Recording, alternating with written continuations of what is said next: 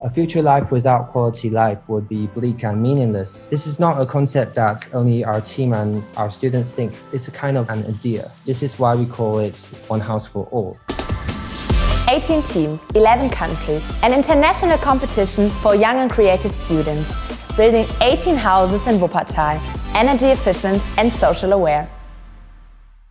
Welcome, Isaac. Glad to have you here. First of all, tell me who you are, where you're from, what team are you on, and what is the role in your team that you have? Hello, my name is Isaac. I'm studying in National Chiao Tung University. I'm a senior and majoring in civil engineering. I'm in the engineering and construction group now and focusing on the solar water system. So your project name, what is it and what is the meaning of it? Our project name is called One House for All. It means that we want to build a co-living house for everyone. So no matter what age, what location, what income you have, this house is built to satisfy all your needs. We're looking for a universal and modularized design solution that can solve all problems, that can adapt to all conditions. So you as a student, what is your personal motivation to participate here in the project? I'm a person that I'm attracted by modern buildings. I love to build things by myself. And the first thing that caught my eye of this competition that was students were allowed to participate not only in the design phase, but in the construction phase. I'm majoring in civil engineering and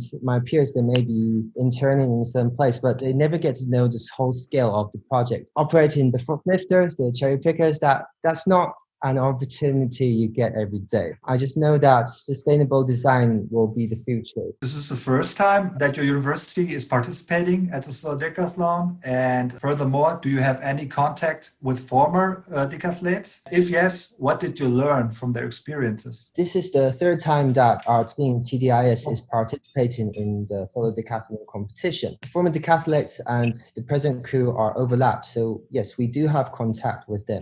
Unfortunately, lessons have been taught in the past. We're lucky to know some information and feedbacks from them. For example, just weeks ago, students doubted about Blackwater tank, which was over-designed. A member which participated in 2014, he told that back in 2014, up to some unknown reason, the Blackwater collector didn't show up. Not minutes, not hours, but about 2 days. So you can imagine the situation. The leftovers and the wastewater just filled a little pool in front of our HDU. So I think it's quite good to know what certain situations may pop up out of the blue and have strategies in advance. First steps have been taken by now, and you have an idea about your project. What is it and how did you come up with it? We're now facing some serious problems about the city we are dealing with, which is Taipei. Urban renewal causes dilemma that elder people have to live in outdated and concerned houses. But on the other hand, young people, they can't afford the housing prices. And this is a common situation which happens in developed cities. Secondly, the imbalance of living rights. And also, we are aware that old houses can no longer provide the suitable situations because of the climate change. And so we held several workshops and discussions. And in conclusion, we came up with three main issues: climate crisis, overcrowded, and separation. As you know, there are three urban situations that you can choose from at this particular SDE. Which one did you choose and where did you choose it and why? We chose the closing gap situation to be our conceptual design. There is a typical kind of building in Taiwan urban.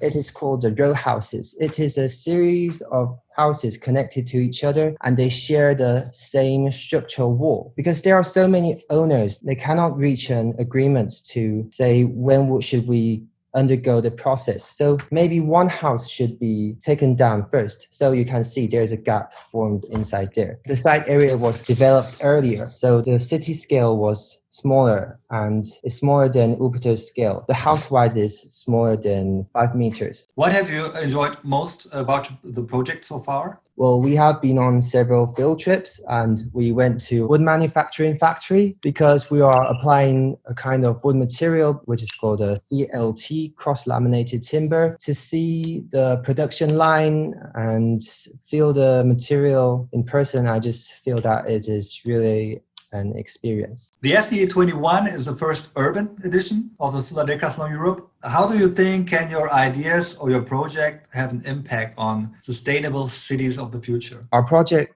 One House for All aims to provide solutions for our city through a sustainable urban renewal mechanism with design thinking of circular and universal. And since we are looking forward to find a feasible starting point of urban and architecture design, engineering, construction, and economy, we will integrate transdisciplinary knowledge from our government, NPO, NGO enterprises to create one sustainable mechanism. We are trying to form a mechanism more than a structure. It's a kind of an idea. This is why we call it One House for All. We all think that a future life without quality life would be bleak and meaningless. This is not a concept that only our team and our students think. We think that the whole Taiwan people dream for it. In the last few months, many people have only been able to work virtually. This is one of the reasons why the main event of the SD21 has been postponed to 22. How is the situation right now in Taiwan or in Taipei? And how does it influence your work? So far, Taiwan has managed to deal with the plague just fine, and no major impact has been caused. Although everyone is still aware of its threat, so everyone puts up masks in public areas. In the past 6 months in schools, many courses and meetings have been held online. Particularly in our school, National Jiao Tong University, the teacher has the option to choose whether he wants to go online or not based on the number of the students of the class. Luckily, we can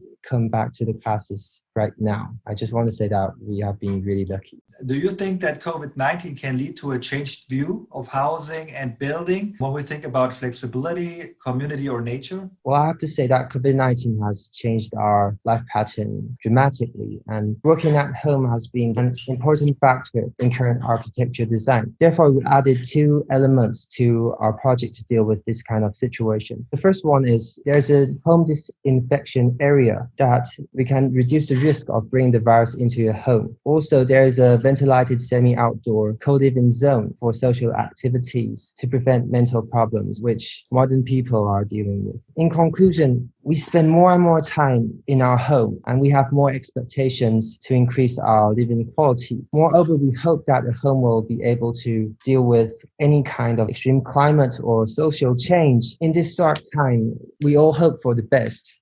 Quoting by an esteemed physicist, where there is life, there is hope. And we all hope that the situation can be controlled really quickly. All right, let's get to the last question then. Have you ever been to Wuppertal? If yes, did you like it? Or if no, what do you know so far about the city? I haven't been to Wuppertal. I've been to Düsseldorf. I'm a real fan of Pina Bausch. This line is my supervisor. He told me to tell it because he is really a huge fan of Pina Bausch, and he forced us to watch videos about her. And fortunately, everyone liked it. We're pretty much looking forward to see the real set in the scenes, and we are really looking forward to go to Wuppertal. Thank you very much for the interview and hope to see you very soon then. Thank you. Thank you for your time.